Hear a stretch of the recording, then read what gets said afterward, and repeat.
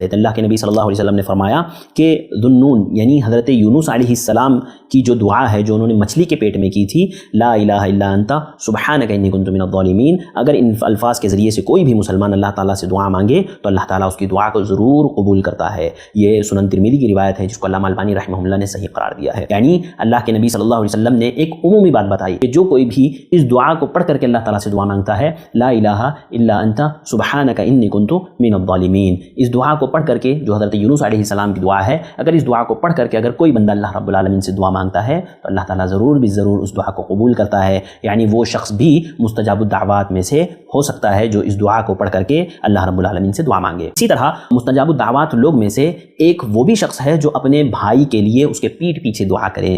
بہت اچھی چیز ہے کہ بندہ اپنے بھائی کے لیے پیٹھ پیچھے اس کی دعا کرے۔ سامنے تو بہت سے لوگ دعا دے دیتے ہیں، بھائی آپ نے کوئی احسان کر دیا، اللہ تعالیٰ آپ کو جزائے خیر دے، اللہ تعالیٰ آپ کو صحت و تندرستی دے، اللہ تعالیٰ آپ کی پریشانیوں کو تکلیفوں کو دور کریں۔ بہت سارے لوگ منہ پر تو بہت سارے لوگ دعائیں دے دیا کرتے ہیں، لیکن پیٹھ پیچھے دعا دینا، ان کو یاد رکھنا ان کو اپنی دعاؤں میں، یہ بہت بڑی چیز ہے۔ حضرت صفوان بن عبداللہ رضی اللہ تعالیٰ عنہ کہتے ہیں کہ ان کی زوجیت میں ابو الدرداء کی صاحبزادی تھی۔ حضرت صفوان کی زوجیت میں ابو الدرداء کی صاحبزادی تھی۔ جب وہ گھر گئے ابو الدرداء کے تو وہاں پر ابو الدرداء موجود نہیں تھے بلکہ ام الدرداء تھی، یعنی ان کی ساس موجود تھی حضرت صفوان کی۔ وہ کہتے ہیں حضرت صفوان کہ میں جب گھر گیا تو وہاں پر ام الدرداء موجود تھی، یعنی میری ساس موجود تھی، انہوں نے جو ہے سسرے موجود نہیں تھے، ابو الدرداء موجود نہیں تھے، تو انہوں نے مجھ سے سوال کیا کہ ان سال آپ حج کا ارادہ رکھتے ہو؟ تو میں نے جواب دیا ہاں کہ میں حج کا ارادہ رکھتا ہوں۔ تو انہوں نے کہا کہ ہمارے لیے اللہ تعالیٰ سے خیر کی دعا کرنا، یعنی ام الدرداء نے حضرت صفوان سے کہا کہ ہمارے لیے خیر کی دعا کرنا، اس لیے کہ میں نے نبی کریم صلی اللہ علیہ وسلم کو فرماتے ہوئے سنا، دعوت المرء مستجابۃ لأخیہ بظہر الغیب، کہ بندے کی دعا کو قبول کیا جاتا ہے، یعنی اس کی دعا کو رد نہیں کیا جاتا جب وہ اپنے بھائی کے لیے اس کے پیٹھ پیچھے دعا کرے۔ یعنی جب انسان پیٹھ پیچھے اس کے پیٹھ پیچھے اپنے بھائی کے لیے دعا کرتا ہے، اکیلے میں اس کے سامنے نہیں، تو اللہ تعالیٰ ایسی دعا کو رد نہیں کرتا، ایسی دعا کو بندے کے حق میں اللہ تعالیٰ قبول کرتا ہے۔ تو کتنی اچھی بات ہے کہ اگر ہم اپنے بھائی کے لیے دعا کریں۔ یاد رکھیے اسلامی معاشرہ جو ہے نا، اسلامی معاشرہ وہ اخوت اور بھائی چارگی کا معاشرہ ہے۔ ہم آپس میں ایک دوسرے کے بھائی بھائی، المسلم اخو المسلم، ایک دوسرے کے بھائی بھائی ہیں، ہمارے اندر احساس ہونا چاہیے، ایک دوسرے کا درد ہونا چاہیے، ایک دوسرے کا احساس ہونا چاہیے، اس سے یقیناً جو ہے ایک اچھا اور صالح معاشرہ بنتا ہے۔ اور اپنے بھائیوں کے لیے دعا کرنا یہ اس بات کا اظہار ہے کہ ہم آپس میں ایک دوسرے سے محبت کرتے ہیں، ہمارا معاشرہ صالح معاشرہ ہے، ہمارے معاشرے میں بھائی چارگی ہے، یہ اس بات کا ثبوت ہوتا ہے۔ لہذا انسان کو اپنے بھائی کے پیٹھ پیچھے اس کے لیے دعا کرنی چاہیے۔ اور دیکھیے ایسا نہیں ہے کہ اگر آپ نے اپنے بھائی کے لیے دعا کی تو آپ کو فائدہ نہیں ہوگا، ضرور ہوگا، مجھے اور آپ کو بھی فائدہ ہوگا۔ حدیث سنی اللہ کے نبی صلی اللہ علیہ وسلم کی، آپ صلی اللہ علیہ وسلم نے فرمایا، ما من عبد مسلم يدعو لاخیہ بظہر الغیب الا قال الملک ولک بمثل، اللہ اکبر، کتنی پیاری حدیث ہے۔ اللہ کے نبی صلی اللہ علیہ وسلم نے فرمایا کہ جب بندہ اپنے بھائی کے لیے اس کے پیٹھ پیچھے دعا کرتا ہے، جب بندہ اپنے بھائی کے لیے اس کے پیٹھ پیچھے دعا کرتا ہے تو وہ جو بھی دعا اپنے بھائی کے لیے کرتا ہے، فرشتے کہتے ہیں اللہ تعالیٰ تو اس کو بھی اسی کے مثل دے۔ یعنی اگر میں یہ کہہ رہا ہوں کہ اللہ رب العالمین تو میرے بھائی کو نیک اور صالح بنا، تو فرشتے کہتے ہیں اللہ تعالیٰ تو اسے بھی نیک اور صالح بنا۔ اگر میں دعا کرتا ہوں اللہ رب العالمین تو میرے بھائی کی تکلیفوں اور پریشانیوں کو دور فرما، تو فرشتے کہتے ہیں اللہ تعالیٰ اس کی بھی پریشانیوں اور تکلیفوں کو دور فرما۔ اللہ اکبر، کتنی بڑی بات ہے، کتنی خوشخبری ہے کہ ہم کس کے لیے دعا مانگ رہے ہیں؟ اپنے بھائی کے لیے۔ اور ہمارے لیے کون دعا مانگ رہا ہے؟ سوچیے، ہمارے بھائی کے لیے تو ہم دعا مانگ رہے ہیں، لیکن ہمارے لیے کون مانگ رہا ہے؟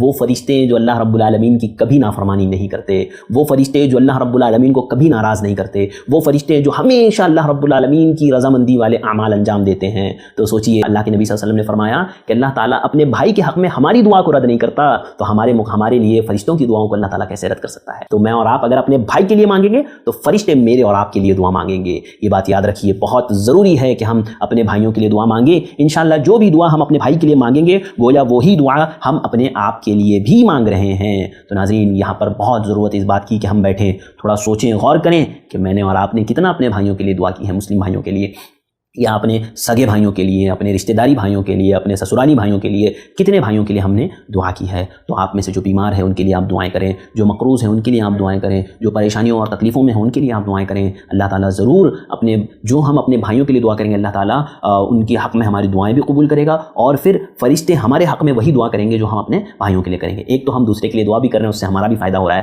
تو کیوں نہ ہم اس عمل سے پیچھے ہیں؟ ضرور آپ میں اپنے بھائیوں کو اپنی دعاؤں میں یاد رکھیں۔ اسی طرح سے جو ہے اور بھی بہت بہت سارے لوگ ہیں جن کا سرسری طور پر میں ذکر کر دیتا ہوں، جیسے روزے دار کی دعاؤں کو اللہ تعالیٰ رد نہیں کرتا، اسی طرح مریض ہے جس کی دعا کو اللہ تعالیٰ رد نہیں کرتا، مریضوں کو بھی چاہیے کہ وہ دعائیں کریں۔ آپ بیمار ہے، تکلیف میں ہے، پریشان میں، آپ پریشان نہ ہوں، آپ اللہ سے دعا کریں۔ آپ یہ سوچیں کہ اللہ تعالیٰ نے موقع دیا ہے مجھے کہ میں بیمار ہوں، میری دعا اللہ تعالیٰ ضرور سنیں گا۔ آپ کتنے ہی سنگینی بیماری میں کیوں نہ ہو، آپ ضرور اللہ تعالیٰ سے دعا کریں۔ اس کا نمونہ ہمارے پاس حضرت ایوب موجود ہے، کتنی تکلیفیں، کتنی پریشانیوں میں تھے وہ، لیکن آپ نے دعا کا دامن نہیں چھوڑا، اور حضرت ایوب علیہ السلام نے اتنی تکلیفوں پریشانیوں کے باوجود اللہ تعالیٰ سے دعائیں کی۔ اسی طرح سے کثرت سے ذکر کرنے والے کی بھی دعا اللہ رد نہیں کرتا، اسی طرح عادل امام کی دعا اللہ تعالیٰ رد نہیں کرتا، اسی طرح رزق حلال کھانے والوں کی دعا کو اللہ رب العالمین رد نہیں کرتا۔ تو یہ چند لوگ تھے جن کی دعاؤں کو اللہ تعالیٰ رد نہیں کرتا۔ آخر میں ایک بات بتا کر کے اپنی بات کو ختم کروں گا، اور یہ ہمارا موضوع ختم ہو جائے گا انشاءاللہ، دعاؤں کے آداب، فضیلت، اہمیت، شروط اور دعا کی قبولیت کے اوقات اور مستجاب الدعوات والے لوگ والا جو ایپیسوڈ تھا ہمارا، یہ سارا سلسلہ انشاءاللہ ختم ہو جائے گا۔ آخر میں ایک بات آپ ہمیشہ یاد رکھیں، وہ یہ کہ ضروری نہیں ہے کہ آپ جو دعا مانگیں وہ فوراً قبول ہو جائے۔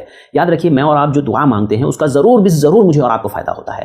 دیکھیے، اللہ کے نبی صلی اللہ علیہ وسلم جو فوائد بتائیں صحیح ترغیب میں، وہ حدیث موجود ہے۔ اللہ کے نبی صلی اللہ علیہ وسلم نے فرمایا کہ جب بندہ دعا مانگتا ہے تو اللہ تعالیٰ 3 چیزوں میں سے ایک چیز ضرور دیتا ہے، یا تو اس دعا کو فوراً قبول کر لیتا ہے، آپ نے جو مانگا آپ کو فوراً مل گیا، ٹھیک ہے، آپ کو فوراً مل گیا، اللہ تعالیٰ نے وہ آپ کو فوراً دے دیا۔ دوسرا، یا تو اس دعا کے ذریعے سے آپ کی کوئی مشکل، کوئی پریشانی آسان ہو جاتی ہے، یا کوئی مصیبت تھی جو ٹل جاتی ہے۔ عام طور پہ یہ ہوتا ہے کہ جب دعا بندے کو جو چیز مانگا وہ مل جائے تو انسان سمجھتا ہے میری دعا قبول ہو گئی، اور اگر نہ ملے تو میں اور آپ سمجھتے ہیں کہ ہماری دعائیں قبول نہیں ہو رہی، ہم مانگ رہے ہیں دعائیں قبول نہیں ہو رہی۔ یاد رکھیے، کبھی کبھی کچھ چیزیں ایسی ہوتی ہیں جو نظر نہیں آتی ہے، لیکن اللہ تعالیٰ بہت بڑی مصیبت سے ہمیں بچا لیتا ہے۔ تو دعا کے ذریعے سے کبھی ایسا ہوتا ہے کہ اللہ تعالیٰ فوراً وہ چیز دے دیتا ہے، یا پھر اللہ تعالیٰ کوئی مصیبت آنے والی تھی، اس مصیبت کو اللہ تعالیٰ ٹال دیتا ہے، اس مصیبت سے ہم کو بچا لیتا ہے۔ یا تیسری چیز جو اللہ تعالیٰ کرتا ہے، اگر یا تو ہماری دعا قبول، یعنی وہ چیز ہمیں فوراً نہیں ملی، یا ہماری مصیبت نہ ٹلی، تو اللہ تعالیٰ اس کو ذخیرہ آخرت بنا دیتا ہے، یعنی آخرت میں آپ کو اس کا اجر ملے گا، اس کا فائدہ ملے گا، یہ دعا آپ کے لیے ذخیرہ آخرت ہو جائے گی۔ مجھے یہ بتائیے کہ کیا دعا مانگنے کا کوئی نقصان ہوا؟ نہیں ہوا، صرف فائدہ ہی فائدہ ہے۔ تو کیوں ہم اس فریضے سے پیچھے ہیں؟ تو ناظرین، بھائیوں اور بہنوں، ماؤں بہنوں، میرے دوستوں، بچوں، ساتھیوں، ضرور جو ہے آپ ان دعاؤں کے آداب کو، ان دعاؤں کے شرائط کو جو میں نے اس کورس میں بیان کیے ہیں، آپ ضرور یاد رکھیں، ان کو یاد کریں، بار بار پڑھیں اور ان کو ذہنوں میں بٹھائیں، اور خود عملی مشق کریں، تو انشاءاللہ یہ یاد بھی ہو جائیں گے، عمل کرنے میں بھی آسانی ہوگی، اور جو ہے ہم جب عمل کریں گے اس پر رہتے ہوئے تو اللہ تعالیٰ ہماری دعاؤں کو ضرور سنے گا۔ تو یہ آج کا تیسرا ایپیسوڈ تھا، آخری جو دن تھا یہ دعاؤں کی آداب کا، یہ یہاں پر ختم ہوتا ہے انشاءاللہ۔ ابھی اگلے ہم لوگ ایپیسوڈ میں عمل صحیح کے تعلق سے 3 ایپیسوڈ میں بات کریں گے، تو ہمارا یہ 6 دن کا جو کورس ہے یہ مکمل ہو جائے گا۔ تو آپ لوگ ضرور جو 3 ایپیسوڈ میں ہم نے بتایا ہے دعاؤں کے تعلق سے، اس کی اہمیت، فضیلت، آداب، شروط، اسی طرح دعا کی قبولیت کے اوقات، اور اسی طرح مستجاب دعوات لوگ اور دعاؤں کا فائدہ، یہ جو ہم نے بتایا ہے آپ ضرور ان کو یاد رکھیں اور انشاءاللہ عمل کریں۔ اللہ تعالیٰ سے دعا کرتے ہیں اللہ تعالیٰ مجھے اور آپ کو عمل کی توفیق دے، اللہ تعالیٰ مجھے اور آپ کو ان باتوں پر عمل کرنے کی توفیق عطا فرمائے، اللہ تعالیٰ ہمارے اس پروگرام کو کامیاب بنائے، اللہ تعالیٰ اس کے ذریعے سے ان تمام پروگراموں کو ہمارے لیے ذخیرہ آخرت بنائے، آمین۔ السلام علیکم ورحمۃ اللہ وبرکاتہ۔